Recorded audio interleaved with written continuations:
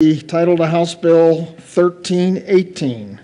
House Bill 1318 by Representative Singer, Senator John, concerning the recommendations made in the public process for the purpose of implementing certain state taxes on retail marijuana legalized by Section 16 of Article 18 of the Colorado Constitution and in connection therewith making an appropriation.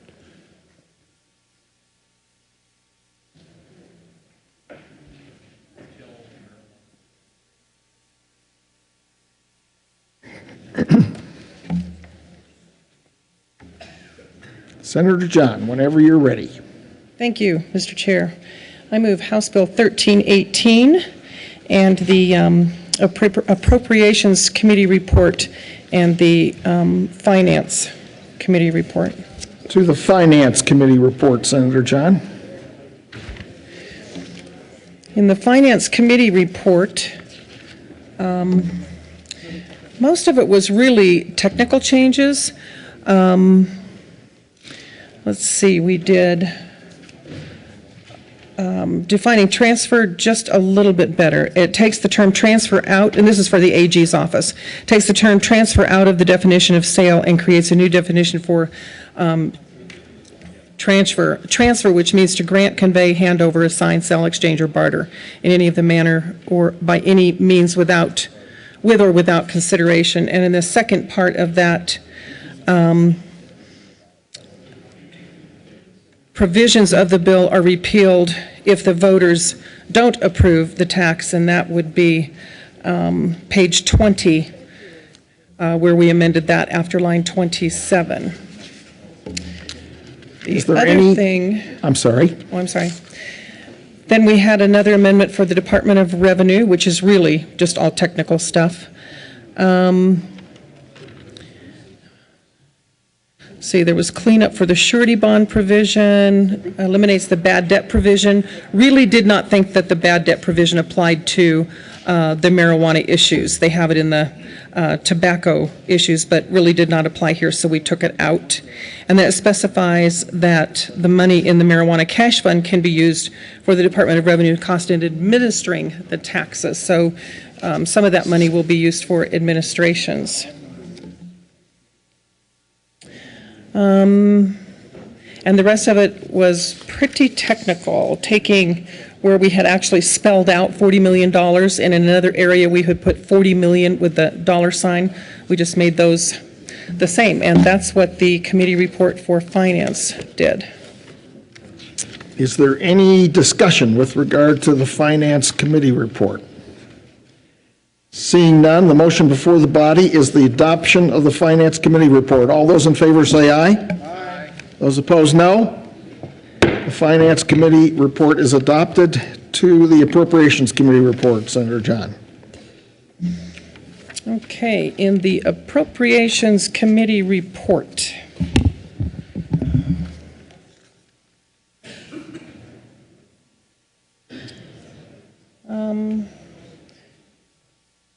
one of the things that we looked at, and it was consistent with the liquor code, so that was a non-issue.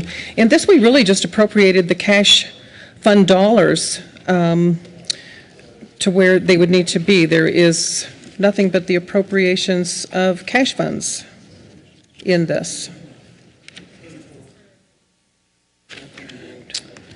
Is there any discussion with regard to the Appropriations Committee report?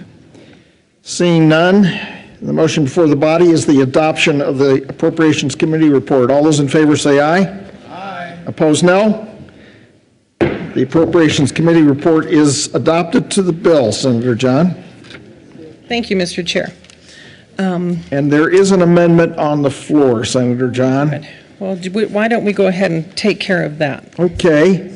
Mr. Major, would you please read Amendment L29? Amendment L029, the House Bill 1318 by Senator Stedman, amendment reading gross bill, page 20, strike. Thank you, Mr. Chair. I move Amendment L029.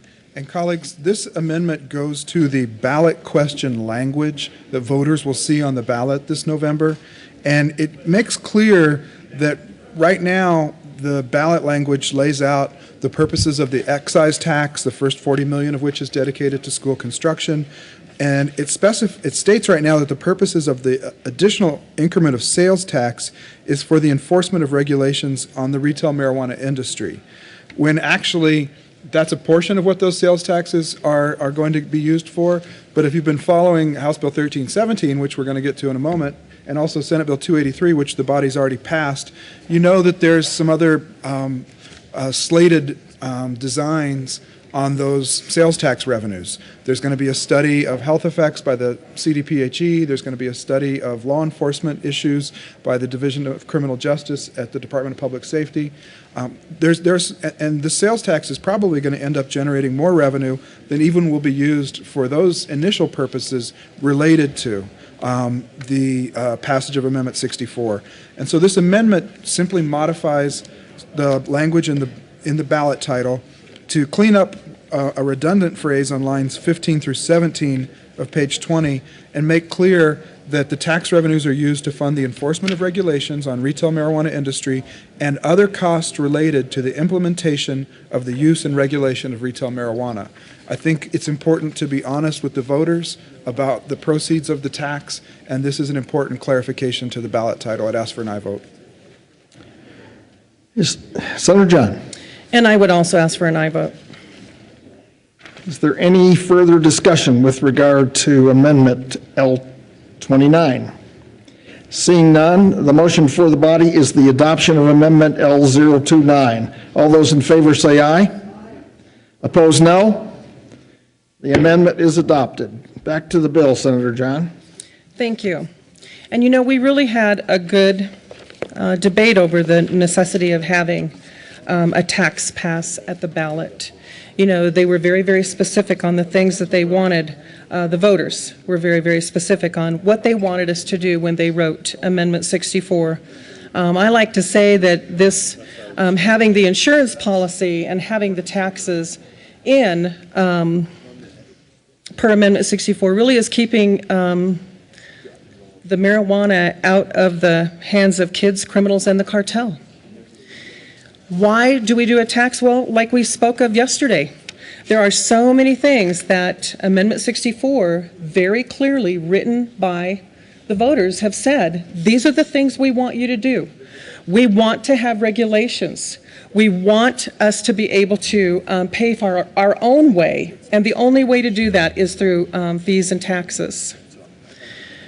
This legislation outlines the tax plan for marijuana, which will be referred to the voters for a statewide vote in 2013, November. It creates two taxes, an excise tax and a special sales tax.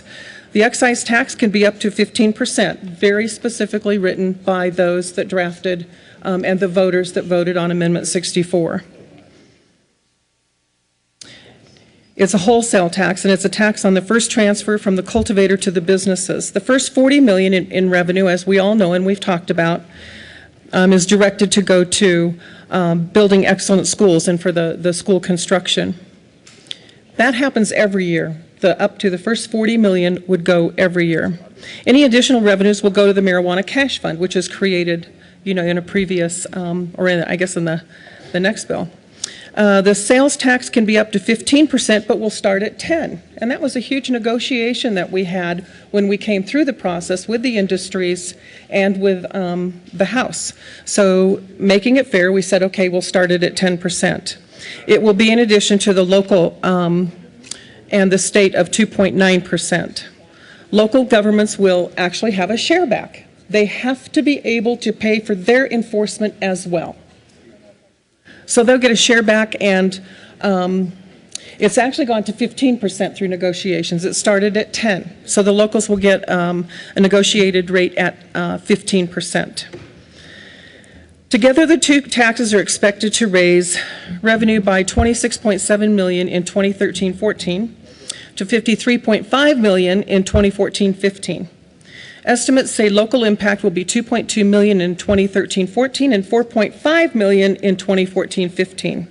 Estimates say the marijuana cash fund will generate $12.6 million in 2013-14 and $25.2 million in 2014-15. The voters are the ones that approved this. It would benefit the K-12 capital construction. They wanted money to go to education. And we need to ensure that the implementation and future enforcement of 64 does not take away from K-12 education and other vital programs like we talked about yesterday. We have to make sure that we collect enough money not to harm other things. This needs to be a self-sustaining program. This tax provides additional funds to afford marijuana-associated products like studies, anti-DUID the DUID came out of there. The regulations, we don't want too much tax, but we want just enough. It's important that we do not open it up to bring a bigger black market to Colorado. The excise tax, which is essentially a wholesale tax, can be up to 15%, which I already said. And the other taxes, the special tax will start at 10%, but is capped at 15%. Together, the two taxes are expected to raise revenues by $26.7 million, just alone in 2013-14, and then, like I said, $53.5 million in 2014-15. I can go through and answer all of the questions. I think that we're all pretty darn clear now on what this legislation is doing. I will hit just some of the very high points. I think we've all heard just about all we want to hear on marijuana these days. The retail marijuana sales tax is clearly spelled out in on page 7 of the bill. This is needed for the regulations of the retail marijuana market. It's also needed for law enforcement and education on the issues. It clearly spells out how the tax returns must be and the finances, the finance piece of how a business is to work with the tax piece. Let's see, and on page 9 is where it says that an amount equal to 15% of the gross shall go and be shared with the locals. Now, keep in mind, they must have participated in order to be a recipient. On page 10, at the very lower 21 through 27, this spells out the local authority and also their duty to collect the taxes. They are not, of course, bound to even participate. But if they do, these are the directions. Okay. And then on page 12 of the bill, it goes into the specific details of excise tax, which I've already gone over. It can also be lowered. It's starting at 15%, but it can be lowered. We're writing it with language so it can go up or down, but capped at 15%. And that is the real high points of the bill. I'll be happy to answer any questions, but with that, I would ask for a yes vote on House Bill 1318 so that we can all make sure that this industry is self-sustaining and that we are not using K-12 education dollars and other dollars on the programs. Thank you, Senator John. Senator Eagleberry. Thank you, Mr. Chair. I rise in support of House Bill 1318.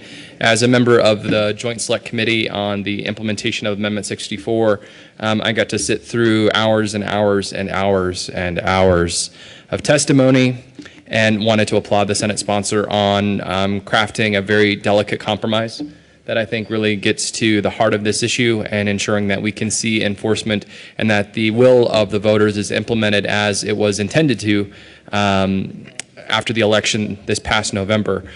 I think it's important to note that there was a lot of robust discussion and conversation, and that not every person in the committee ultimately agreed on what the tax proposal should look like. But I think, again, the Senate sponsor did an artful job in weaving together all of the interest, making sure all of the feedback was considered to get to this proposal. And so wanted to just thank her for all of her work on that, and will be an aye vote. Senator Schwartz.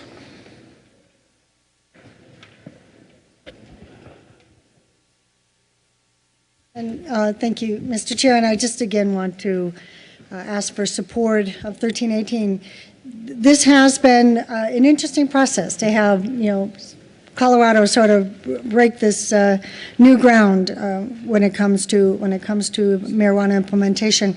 But in support of the excise tax and what that opportunity will mean to move forward with about $18 billion worth of need in school construction in the state.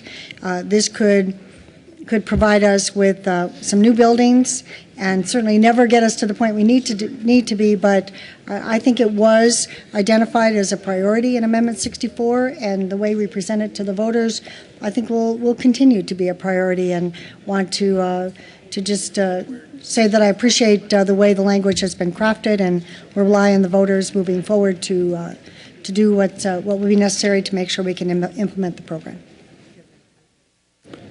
Is there any further discussion on House Bill 13? Senator Marble. Thank you, Mr. Chair. Regarding 1318, we have to support this because it's the end of session and we have to get something passed. It is definitely what was in 64. What I rise in opposition to are the tax rates for a number of reasons, and the regulation. When you look at the revenues projected on a 1510 tax rate, this will not achieve the revenue growth sought, because we know from experience that those states with the highest income tax rates are the ones who lose the most money. And this is no different. High tax equals less sales. And 64 was set up to be aligned with the liquor industry. And the tax of the liquor industry, I thought, would also parallel that of 64 and the taxation of marijuana. A couple of things that we need to look at is, you know, we all are thinking, oh, this is just a horrific move.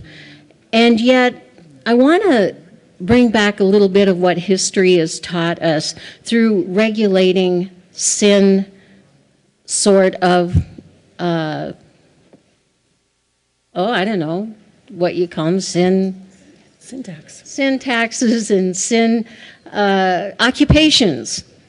And so let's look at prostitution. Prostitution in Nevada. What happened there? Everybody had a knee-jerk reaction and all of a sudden went crazy because this was just going to be the end of morals in our country. Well, because of prostitution in Nevada, all of a sudden STDs and violent crime against women were what? Reduced.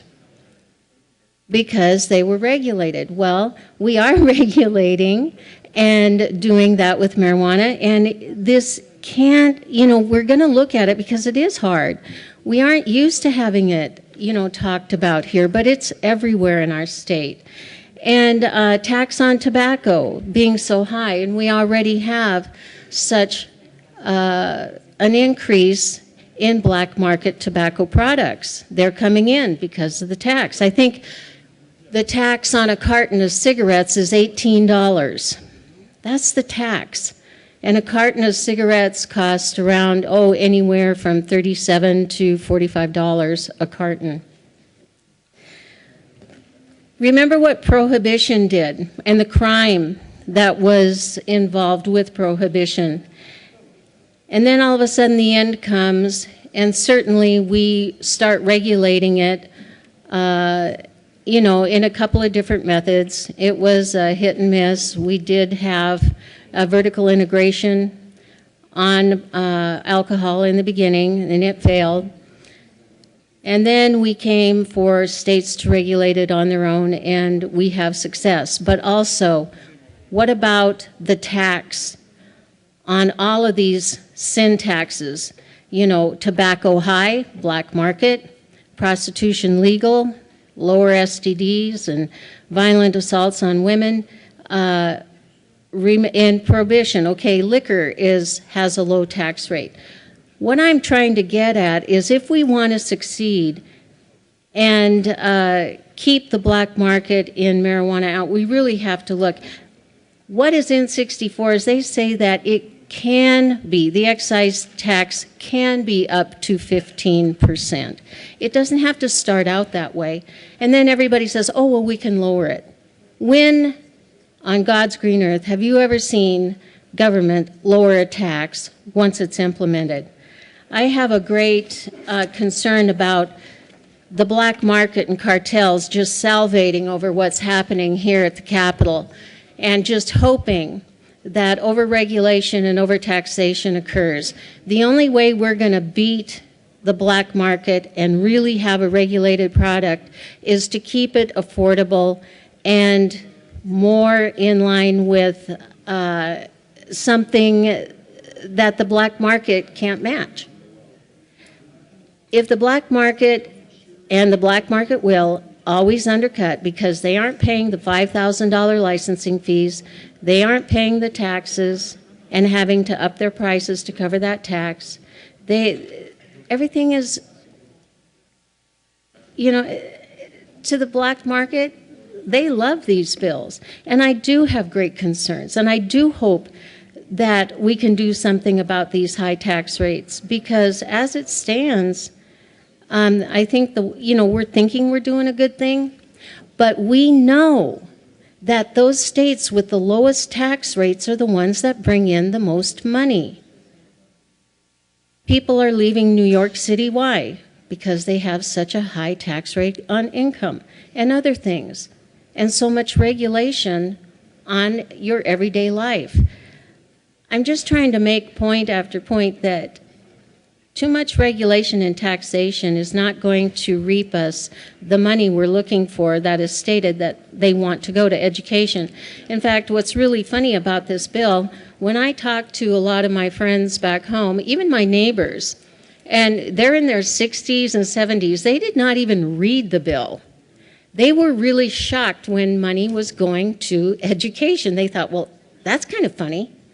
We're selling pot to fund children's education. I go, yeah, it's in there. They said, well, we voted for this because we're sick and tired of the war on drugs and its failures. The war on drugs has done nothing but fail, and it just seems as though the government, the DEA, may be making a lot of money from confiscated properties.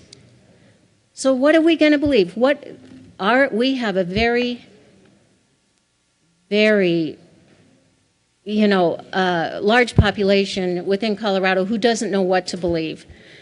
But those that I talk to, yeah, they're pretty tired of the war on drugs, and they want to see something succeed. And the regulation, like everything else, yes, this is a sin type of occupation or something when people get into it. Alcohol, the same thing, tobacco, prostitution.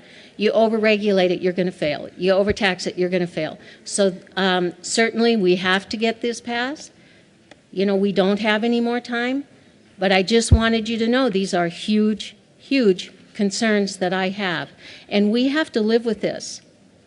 Succeed or fail. If this fails because we have too high of a tax, cartels are going to get their wish, and so is the black market. So please just think about that. And maybe we can alter some of these because it's up to 15%. It doesn't have to start at 15% right off the bat. So that's kind of where I am. I just wanted to give you my thoughts. And I certainly respect all the work that went into this because there was a lot. And a lot of different views on it. And boy, it was a hornet's nest when you looked at everybody pulling each other apart. And I think that this is actually probably the best that can be done. Hopefully we can get something better and aligned when we have more time. So this is a conversation that will be continued later. And thank you, Sherry. Gotcha. Thank you, Senator. Senator Baumgartner. Thank you, Mr. Chair. And I rise in support of House Bill 1318. When we sat on the Joint Select Committee together, we talked about the excise tax and what it was going to be. And everybody had a kind of an idea that it was going to be 15% sales, 15% excise, and I'm happy to see that it's 15 and 10. there was conversations about 10 and 10, and that was not agreed to. So I guess basically what we have to look at, and whether you supported Amendment 64, whether you didn't support Amendment 64, it was passed by a vote of the people. We are tasked to do something with this. And I think all the hard work that's went into this, we have many, many hours. Senator John should be commended on all the work that she has done on this, as well as anybody else that had anything to do with this. We're going to talk about the tax here a little bit. You know, when this went to a vote of the people, the last election to implement Amendment 64, we talked about the money that was going to go to education, the money that we needed to regulate it, the money that we needed to make sure this moved forward. And the voters said, yeah, we're going to do this. And they did. And we heard over 55% of the people voted for this. So we have come up with what we believe is the best way to move this forward. The thing that we have to remember is that when this passes, it still goes to a vote of the people on the tax structure, and we're counting on the same people that voted for Amendment 64 to vote for this tax increase, knowing we have to have this money to fund it, or it comes out of the general fund for certain part of the regulations that's going to have to be implemented, and that's going to take money away from education. So let's hope that we can get this out, get it back to the House, get it out of the House. And again, it's got to go back to the vote of the people on this. And again, everybody has worked really hard to get to this point. I just wanted to come and rise in support of 1318 and thank you. Thank you, Senator John. Senator Jones. Thank you, Mr. Chairman. I'd like also to urge a yes vote on this. And I also want to thank Senator John for not going through not one committee, but two committees on this thing. I remember when she said she wanted to do this, I kind of looked at her like, wow. And I also appreciate the work Senator Elubari, Schwartz, and Baumgardner did on this too. I mean, it's when you looked at the calendar and saw those early mornings, you know a lot was going on. When this was being discussed, Amendment 64, before it passed, a lot of people I talked to said, hey, you know what? You should just pass it and tax the heck out of it, and then you can have some more money in the state budget, which is sorely needing it. And that was a familiar refrain, at least from the people I talked to. And then watching this process, I realized how difficult this was, trying to get to some agreement. I felt the 15% on excise, 15% on sales made sense, given the frame this is all put in. You know, it'd pay for the $40 million for the school buildings, and then it would also pay for more than that, plus the regulation, which is so critical. So I had a conversation the other day with Representative Singer, who's the House sponsor on this bill, and who I represent an area with. And he was talking about how they came to this compromise, where it's excise is at 15, sales is 10% now, up to 15 if need be later. And I thought, that makes a lot of sense, that they work through that. And so I think it's a good way to go. The bottom line, though, is this has to pass. We can't fund the regulation on the back of the general fund, which means out of school budgets, ultimately. And so I think this is a good approach to do, and I ask for your yes vote, and I also, again, thank the people who did all the work through the session and before the session to make this happen. Senator Baumler. Thank you, Mr. Chairman. Members, I want to ask a question, and I'm sure this question has been asked before.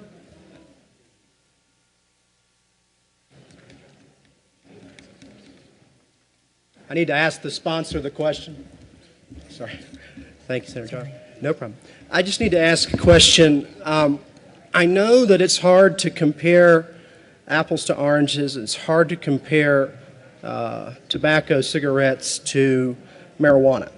However, the taxation seems way out of whack by comparison. For a pack of cigarettes, one pack of cigarettes, the combined state and federal tax is $1.85. The state portion of that is 84 cents a pack. There's 20 cigarettes in a pack. I have not smoked cigarettes since 6th grade. I smoked for one day. My dad made me smoke 6 straight cigarettes when I found out. He found out that I was smoking. He made me smoke 6 cigarettes in a row at the age of 12, and I've never smoked since. And so his method of dealing with me was very effective. So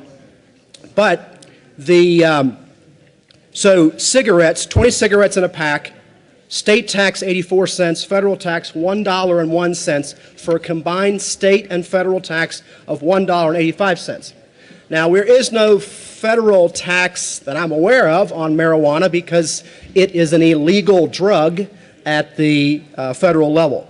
Now, as I understand it, we have a 15% wholesale tax, 10% sales tax, but there's sort of this confusion about how to assign a comparable unit of marijuana to a cigarette or a pack of cigarettes. My question to you, do you think that it's odd that we charge, we'll just talk about the state tax, 84 cents. 84 cents for a pack of cigarettes, but we're, depending on how you calculate it, we're not taxing any more than 25% on marijuana. Could you comment on that? Thank you, Mr. Chairman. You know, those are conversations, Senator John. Mr. Chair. Thank you, Mr. Chair. Those actually are conversations that came up over and over and over again in the task force as well as the select committee and then also the committee. And I will tell you that due to the regulations and due to the things that we have to put in place, we almost worked backwards. We worked very, very close with the industry to say, where can we land on this? We don't want to go too high. We don't want to go too high. So it was through many, many, many of those discussions and trying to compare what do you do, but you really can't compare the two because you have the different facets of the marijuana world versus just the tobacco, you know, cigarettes and stuff. So that's how we came to, we started out at 15% and then said we will come down to 10. And they felt that was very doable. And actually, the industry is the one that then came in final recommendation of the 10. Senator Balmer. Thank you, Mr. Chairman. Well, members, I don't agree with the philosophy of Amendment 64. I don't agree with legalizing marijuana. And I think that no matter how you look at it, and I can certainly understand the logic about trying to not have too high a tax because there would be a concern that the voters would not pass a high tax and thereby you end up with no tax and then the general fund is going to be funding that. So I certainly understand the logic of that. But I'm still disappointed that it seems that we skip past the most important part of the discussion, and that is it good that Colorado legalized marijuana? And you can say, well, Senator Balmer, that was above your pay grade. That was decided by the voters. You don't get to decide that. Well, the residents of my district have elected me to be their voice, and as their voice, I would like to say that we should be very careful as we tread into these waters. I think that one outcome from the passage of Amendment 64 and the partial legalization of marijuana. Now, why do I say partial legalization? Well, that's kind of the way that Amendment 64 is written. But what do the people think? Well, actually, most people I talk to have said, oh, well, marijuana is legal now. Is that right? Is it legal now? I don't think it is. Unless we have succeeded from the United States of America which of course is a topic that we can save for another day, unless we have succeeded from the United States of America, marijuana is not legal. We don't get to decide that. We get to decide we're going to implement what the voters voted on. But I think we have skipped over the most important discussion, and that is legalizing marijuana a good thing? And I think it's going to be something that 10 or 15 years from now, people will look back upon 2012 and say, boy, that was a turning point, and it was not a turning point for good. We saw an increase in organized crime. We saw an increase in much more dangerous and dramatic drug use in Colorado, an increase in very dangerous drugs in Colorado. And with organized crime, we will see a lot of things that we don't want in Colorado. And I think it's going to affect our economic development. And I think it's going to affect how our young people are growing up. And so I think that it will be a day that we will look back on and say, boy, I wish that had not happened. I wish the voters had not approved that partial legalization underneath Colorado law of marijuana. And I know that there's many of you that disagree with me on this, but I think this voice needs to be heard because it seems that the entire discussion on marijuana has skipped past this point.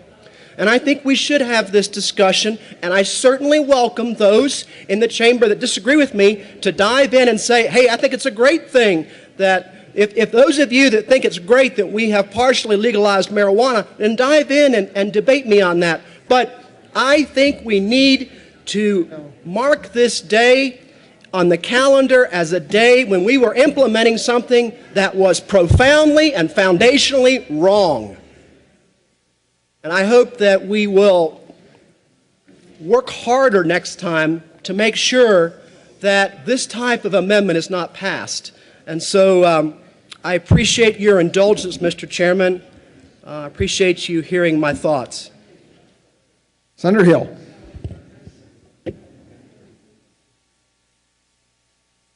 Thank you, Mr. Chair. And colleagues, I want to say a special thank you to all the people who put so much work and so much effort into this.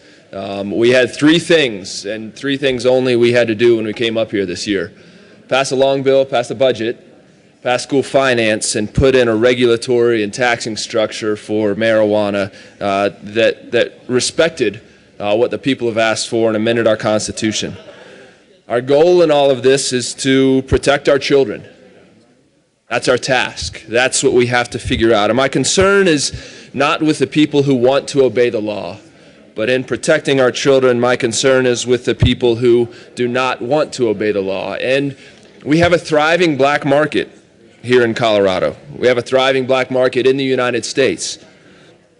And our task, our goal in all of this is to come up with a taxing and regulatory structure that encourages long-term participation, long-term compliance in a way that we can manage, we can regulate, we can protect those who need protection, but also give liberty to those who are responsible adults.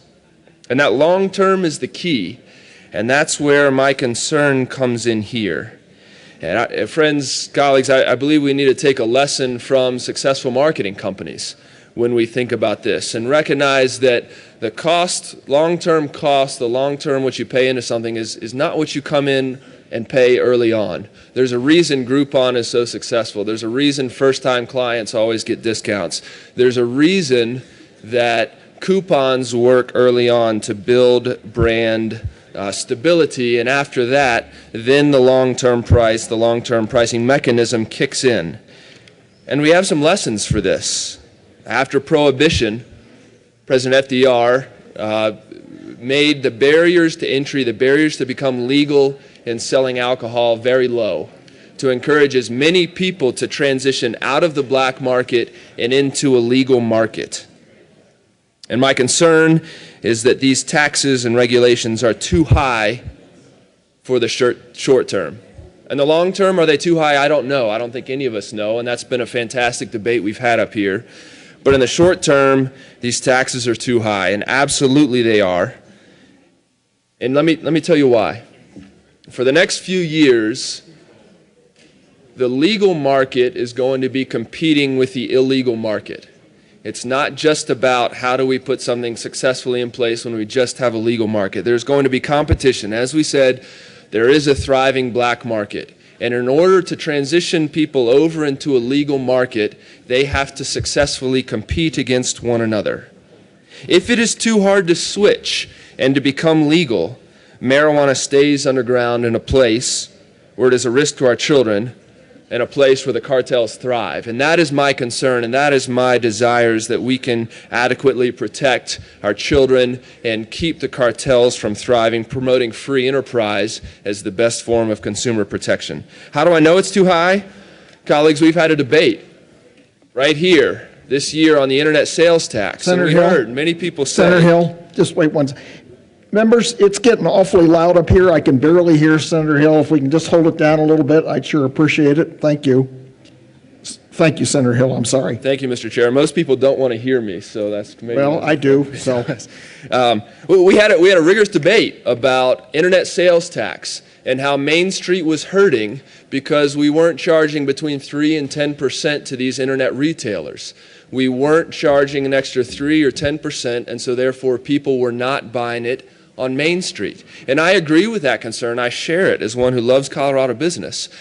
And how many of us have gone and seen something in a store and then gone online to Amazon and said exactly that? We're going to buy it on Amazon, we're going to get our free shipping, or we're going to pay $3.95 for shipping, save 5 or 6%, and that's where we're going to buy it. So if 5 or 6% or 3 to 10% is enough to encourage people to buy online instead of from their friends in a local store, how is it possible that a 35 to 40% tax on marijuana is not going to encourage people to stay in the black market?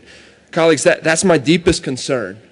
And as we have these next couple of years of competition between a legal and an illegal market, I think our task is to make the legal market as attractive, as easy, as safe as possible. And that requires us to phase in these taxes, to increase them over time to the appropriate level, to increase the regulations over time to the appropriate level, and to make sure in the next couple of years we are giving the incentive for compliance, for legality, and making sure we protect our children and keeping the cartels out of here. So while I applaud all the work and all the debate that's gone into this, in the interest of protecting those who most need it, I will not be supporting the current level of taxes that we're putting in place, and hope to God I am wrong that we are encouraging people to stay in the black market through this. But again, I want to say thank you to the sponsors and to all the people who put so much effort into this. So, thank you. Senator Johnston. Senator Johnston passes. Senator Crowder. Thank you. I stand in support of this. If you look at the history of what we have here, LBJ in the 60s placed a war on drugs. That war is lost. So now what do? You know, what we're concerned about now is we had a black market and we're trying to legalize it now. And the concern is to drive it back into the black market. Well, the problem that I see is your drug cartels from Mexico are far more organized now. And I think what we need to do is we need to basically accept the fact that this is something that with these taxes would benefit the state of Colorado. But I do not believe the tax increase would drive this back to the black market because of that cartel influence right now. You have to realize the amazing amount of loss of life in Mexico due to the drug situation. But I'm going to be in support of this, and I do believe there's a number of schools in the state of Colorado that need to be built. And I thank the good senator to my right, or to her. I thank her for bringing this forward, and I will be supportive of it. Thank you. Senator Marble. Senator John, do you, please. Senator Marble. Thank you, Mr. Chair. I pulled out of my desk, these are the tax rates for the liquor excise tax in Colorado. And I just want to read these off to give you an example of how the marijuana is not following the liquor structure whatsoever when it comes to taxes. In Colorado, the liquor excise tax rates are as follows: 8 cents per gallon for 3.2 beer, 8 cents per gallon for malt liquor beer, 8 cents per gallon for hard cider, and that's the apple and pear beer only, 7.33 cents per liter of Venus liquor, and 60.26 per liter for spirituous liquor. All alcoholic beverages sold by a retailer are subject to Colorado's 2.9% sales tax rate, as well as any applicable special district or local state collected sales tax. So you can see where we're having quite a difference in the balance of our tax rates here. And I just wanted to make this come alive, you know, as to our liquor industry has survived. It's highly regulated. It's a tiered system, which in Colorado has been so successful. And what are we in Colorado but now a vacation spot for everyone across the world who love good beer? We have grown more of the microbrews than probably anyone else in the nation. And they aren't just, you know, run of the mill. These are excellent. These are high quality. And yet, even though we've had such a growth in this industry, in the microbrews, we have not seen an incredible increase on the highway deaths compared to the amount of people who come in to enjoy what we have to offer in these microbrews. But, you know, to bring this up and make the black market kind of disappear, or we absorb that black market and get them to come up and be regulated so they are not undercutting, you know, we have to look at this tax structure and the regulation. So with that, you know, I just wanted to make it come to light with what we really are not doing, and that's not following what Amendment 64 says is having a parallel with how the alcohol industry is regulated. So thank you so much for your time. Senator Baumgartner. Thank you, Mr. Chair. And I wanted to bring up a point here that liquor is already established as far as the tax. This is something that we're starting at square one with. And also, liquor has not been directed to give $40 million to education. And I think if they had on the startup, it would have been a higher tax rate at that time. And they're also not directed to implement rules and regulations through the Department of Revenue. And again, if we had to start all over again, that tax rate would be higher. So I just wanted to make those points to this bill as well. Senator Majority Leader, Senator Carroll. Thank you, Mr. Chair. Members, I just want to come down and offer some thanks. All the work that the folks who were appointed to this did, and I know I probably shouldn't name names, but you know who you are and we should know who they are. They took the job that none of us, frankly, would ever want to take up to do these tasks, because it's really, as you've heard, quite complicated, and there's more ways to pick something apart and not get it solved than to get it together to do it.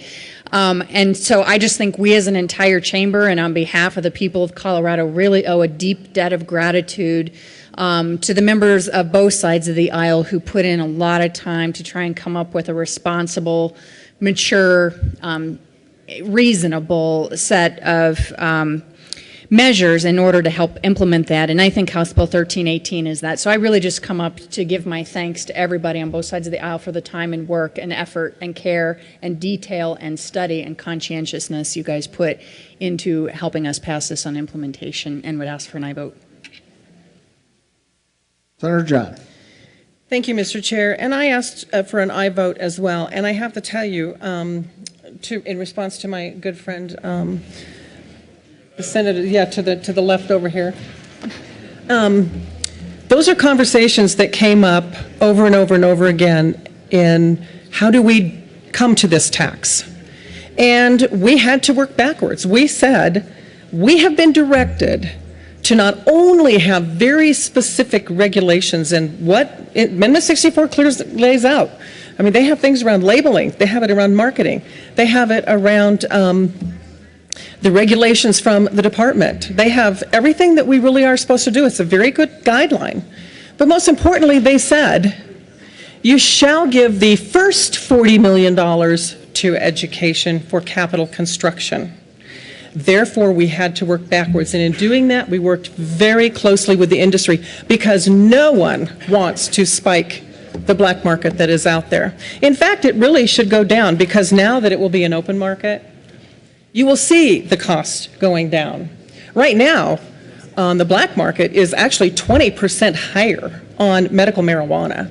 And those prices are starting to come down because you will see that more and more of the, because it's legal now, we'll be able to have retail, we'll be able to have a full industry.